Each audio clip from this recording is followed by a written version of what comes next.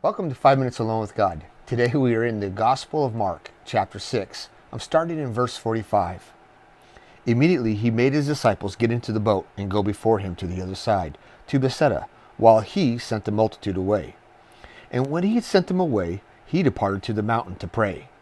Now when evening came, the boat was in the middle of the sea, and he was alone on land. Then he saw them straining at the rowing, and the wind was against them.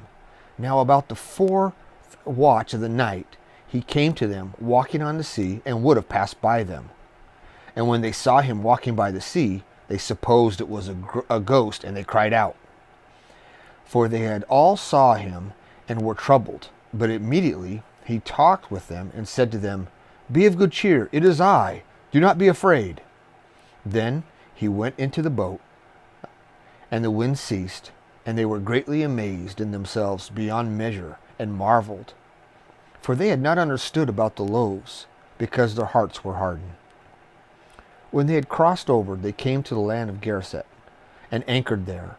And when they came out of the boat, immediately the people recognized him, and they ran through the whole surrounding region, and began to carry out on beds those who were sick to wherever they heard he was. Wherever he entered, to villages, cities, or country, they laid the sick on the marketplaces and begged him that they might just touch the hem of his garment, and as many as touched him were made well. So in this passage, it seems like we have two different things going on. One, we have Jesus has pulled the disciples aside, and he sent them ahead while he prayed, and then we find that he's able to catch up to them by walking on the water, and they're completely amazed that he's able to do this.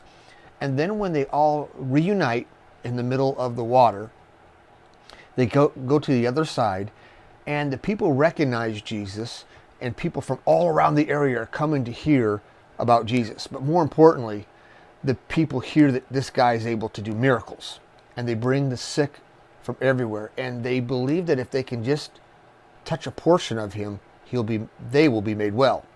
And that's exactly what happens. So what kind of an application can we get from this? What do we learn? What's one of the main points that we get out of this whole thing? Well, a couple things that come to my mind. One, Jesus is divine. He is God. One, only God can walk on water. I've tried to walk on water, and I always plummet right to the bottom. Two, only God can heal. Doctors do a good job at fixing us and helping us get well, but what's taking place here is people are being healed 100%. They're not being healed 50% or 60 or 70. They're not made to be feel better. They are being healed 100%.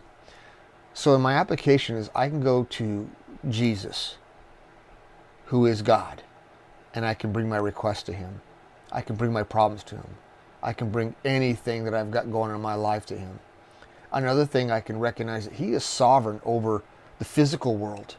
He's also sovereign over if I want to say my world of health. When I feel poorly, he's in control of all of those things and has power over them. They don't control him. So when I'm ill, when I'm not feeling good, it's okay for me to go and ask him for healing. And that's one of the things that I would look at applying to my life from a passage like this. How would you apply it to your life? Well, there's our time together today. Have a great day. Mark 7, verses 1 through 13.